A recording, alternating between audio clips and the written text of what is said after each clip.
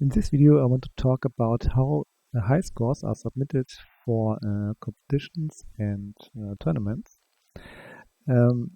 It's a bit technical, but it's important to understand why you have to do some things in order for competitions or tournaments to work. So first of all, have a look on an existing table. I chosen here Austin Powers.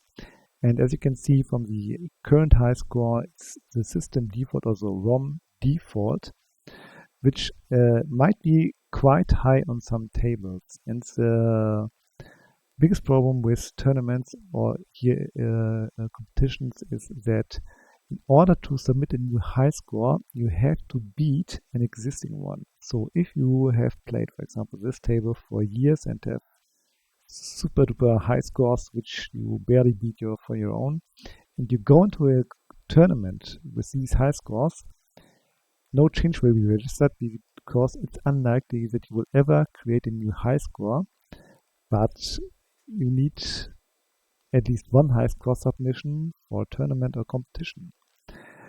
In order to do that, this backup and restore mechanism comes in place, and also the reset. The idea here is that you reset high scores of a table to the lowest possible value, so that every high score you create is or can be submitted to a competition.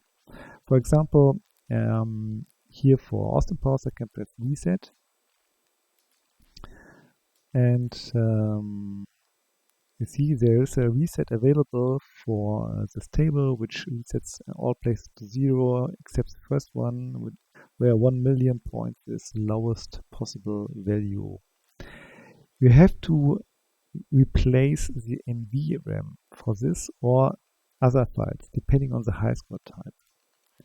As you can see in the overview, there are different high score types, and I've made also a video, if you check my channel, how these different high score types work. But for the studio, I try to reset every of the every high score type that's available. The most tricky one here are, of course, the ROM-based high scores. I'm maintaining a list on GitHub, which has a list of resetted NVRAMs.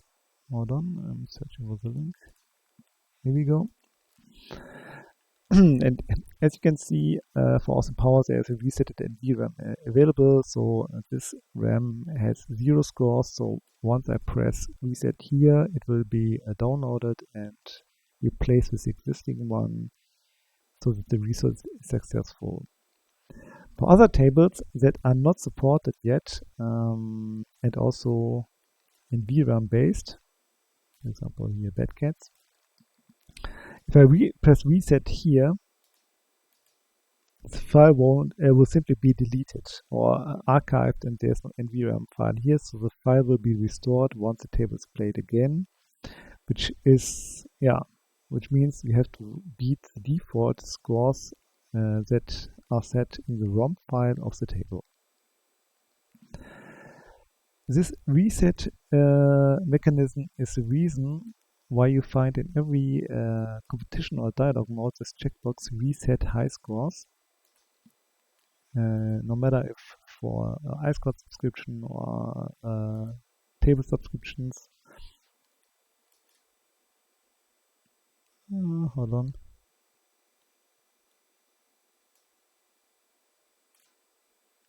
There's some more data here. So no matter for which dialog, there's always this reset high scores on competition start or tournament start available, which will then execute this functionality I've shown you in the high score section to make sure that you have the chance to submit new high scores. I hope that was a bit helpful to understand the basic methodology here, and if you have additional questions, feel free to ask me on YouTube, Discord, or whatever channel you prefer. Thanks for watching, and goodbye.